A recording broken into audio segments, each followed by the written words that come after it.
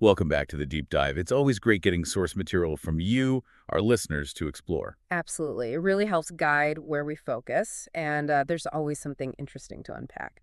And today we're diving deep into something that sounds like pure paradise, honestly. Luxury beachfront condos in Phuket. Ah, Phuket. Beautiful place. And, let's get this right from the start. It's pronounced Phuket. Phuket. Got it. Not Phuket. Exactly. Phuket. We'll be saying Phuket throughout this deep dive. Okay. Phuket it is. And our source for this is an article, right? Yeah. Specifically about the top luxury beachfront condos you can actually buy there. That's the one. And it comes from Ocean Worldwide. They're a luxury real estate agency, and understanding their background is, I think, pretty important here. Why is that? Well, they're not just some random agency. They've been based right there in Phuket since 2004. Wow. Okay. 20 years. That's significant local experience. It really is, and their whole focus is on luxury residential real estate, specifically in Phuket and also Koh Samui. So they know their stuff for this particular market. Precisely. The article mentions the director, Sandra O'Neill, and highlights that she's personally helped, thousands of families and investors find properties over the years. So the insights we're getting, they're grounded in real long-term experience on the island. So our mission today is basically to unpack what Ocean Worldwide shares in this article. We want to pull out the key nuggets about these luxury beachfront options in Phuket. Sort of give you a shortcut to getting informed without having to wade through everything yourself. Exactly, and figure out just why Phuket is such a hot spot for people chasing that dream of owning a piece of paradise. Sounds like a plan. Where should we start? Well, the article helpfully kicks off with some key takeaways, just sort of setting the stage. Okay. What are the headlines? First off, it says Phuket offers a really diverse range. Different luxury beachfront condos for different lifestyles, so not just one type of offering. That's good to know. Options are always good. And it flags, right away, location and amenities as the two really crucial factors when you're choosing. Makes total sense. Where it is and what comes with it, that defines the experience, really. Definitely.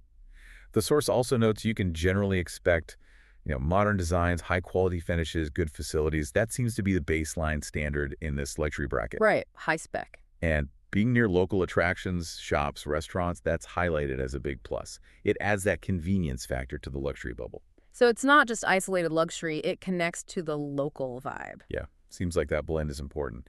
And finally, it mentions investment potential, saying that buying beachfront property in Phuket can be a pretty wise financial move because the place is just so popular. Okay, so diverse options, location and amenities are key. High standards, local proximity matters, and potential for investment. That's a good overview to start. Right. So the article then dives into specific properties and areas. There are quite a few listed, actually. Maybe instead of just running through a list, we could group them, like look at the beachfront ones, then maybe the hillside view ones. Yeah, that makes sense. We could look at direct beach access properties, then maybe those focusing more on the views from up high, and then some of the really unique ones, like marina living or those island places. Perfect. Let's start with that classic dream. Direct beachfront, living in Phuket. The article definitely highlights several places offering that. Okay. Well, Twin Palms Residence's Monager pops up. That's on Kamala Beach, described as sophisticated resort living. And it's managed by the Twin Palms Group, who are pretty well regarded there. Right. And what's special about it, according to the source? It mentions a mix of low-rise buildings with luxury condos, but also these lagoon-front private villas. So different styles. The location itself, Kamala Beach, is called exclusive. Exclusive, but accessible. Apparently so. Direct beach access, obviously, but still easy enough to get to Patong or the airport. Design-wise, it focuses on views, light, airflow, big balconies and terraces are mentioned. And that rental pool option comes up here too, right? For investors. It does. The article mentions potentially attractive yields, and owners can still use it themselves for up to 45 nights a year. That's quite common. 45 nights. Yeah, that seems familiar. And facilities. World class, it says. Beachfront restaurant, gym, spa, the works, basically. Okay. Another one that sounds very high-end beachfront is the residences at the St. Regis Phuket. Ah, yes, St. Regis. That name carries weight. It's pitched as blending that signature brand luxury with, again, prime beachfront access. Designed by Martin Pieros, the article notes, it aims for resort-style living, but within a residential community. And like Twin Palms, the focus is on architecture that maximizes the views, the light, the airflow. Big balconies, terraces again, creating that tranquil vibe. Does it also have the rental pool? Yes, same deal mentioned potential for returns, up to 45 nights owner usage, and the list of facilities here is, well, pretty long. Like what? Okay, let's see. Residence lobby, beachfront restaurant and bar, gym, yoga studio, spa pavilions, pool bar, library, lounge, outdoor event spaces, Mm, plus on-site management. It's extensive. wow. And the location. Pristine private Kamala beachfront, it says, part of Phuket's exclusive West Coast, and importantly, walking distance to other beaches, shops, restaurants. So convenience again. Still on Kamala Beach, the article also brings up Andara Resort and Villas. Andara. Yeah, this one seems known for really spacious places, condos and villas, and top-tier service. Service-like. It mentions private chefs, spa treatments, a dedicated concierge. The description uses like being on a permanent holiday. Okay. I could get used to that. What about the actual units? Fully equipped Western kitchens, full-height glass doors to really open things up, and again, spacious sea view balconies. It all paints a picture of very comfortable, serviced living. The article also talks more generally about luxury villas with direct beach access, right? Yeah. Like the Kamala beachfront villas concept. Exactly. It presents that as offering, the ultimate in privacy and luxury. Direct beach access, your own private pool, loads of space. And it contrasts Kamala's more relaxed vibe favorably against, say, Patong. And then it gets specific about a new development fitting that description. Yes, it details a project on a secluded bit of Kamala beachfront, says it has 100 meters of direct beachfront. Whereabouts exactly? Between Millionaire's Mile, which tells you something, and the Amanpuri headland. Managed by Twin Palms again. It features low-rise buildings, condos, and these ultra-luxury lagoon villas. What kind of sizes are we talking? Units range from 1 to 4 bedrooms, including penthouses with rooftop access. Huh. And the price range mentioned is quite something. Starts around THB 7.3 million for a one-bed condo, but goes up to over THB 191 million for a big villa. Wow. Okay, that covers a huge spectrum, even within one development. It really does. Shows the variety available. And there were other beachfront spots mentioned too, right? Briefly. Yeah, the Surin Phuket on Surin Beach, described as stylish, exclusive, more private feeling, blend of Thai architecture and modern features. And the shore at Katathani on Katanoi Beach that sounded more intimate, secluded, focused on tranquility, private plunge pools, spa. And one more. The beachfront villas at Natai. Right, not Thai Beach. That's highlighted as being quieter, away from the main tourist crowds. So peace and quiet is the selling point. Direct beach access from the garden, private pools. Lifestyle is framed as like escaping the everyday grind, a slower pace. High-end villas focused on privacy. Okay, so that gives a really good feel for the direct beachfront options. Lots of variety in style and location even there. But Phuket has those hills too. Exactly. And the article covers properties that really leverage those hillside spots for amazing views. A different kind of luxury. Like the Heights Phuket. That's explicitly noted for its hillside location. Yeah, the main draw here is clearly the panoramic views. It offers privacy, modern design, close to amenities, it says. High rental potential mentioned. But there's a trade-off. The article points it out. You get the amazing views and seclusion, but you trade that immediate step onto the sand access. You'd likely need a short drive to the beach. Makes sense. What about the Bay Cliff residence? Also hillside, also stunning views mentioned. This one sounds maybe a bit more secluded, peaceful, like a hidden gem, maybe?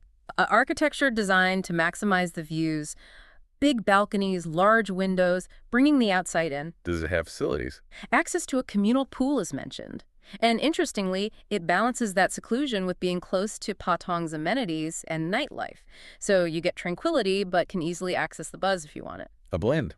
And then there were two specifically named view residences. Yes, the Ocean View Residence. The name says it all, really. Designed purely to maximize those vistas.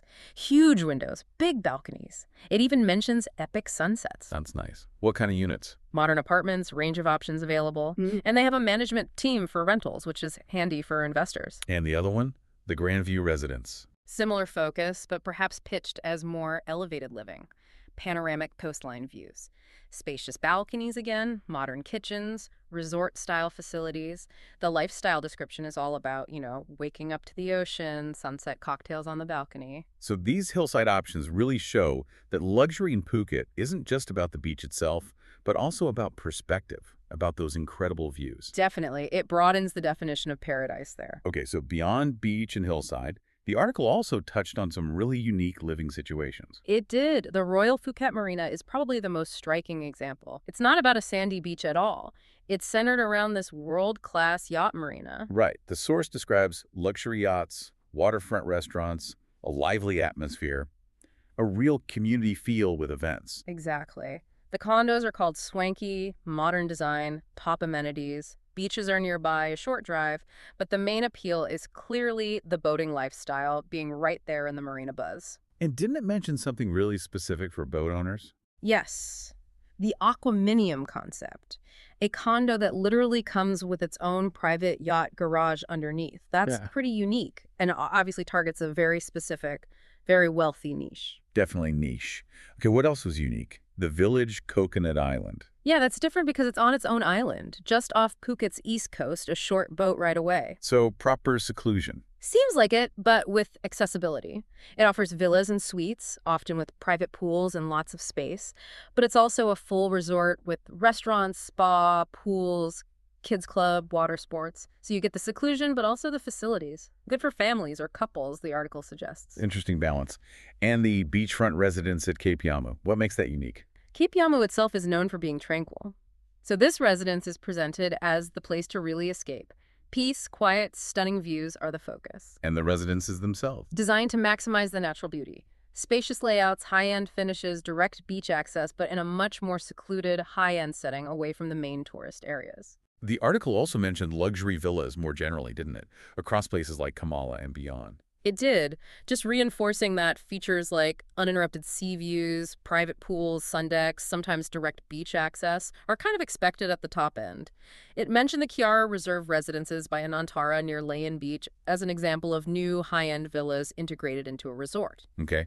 And then there were a couple focused more on tranquility and nature. Right, the Lotus Gardens near Layan Beach.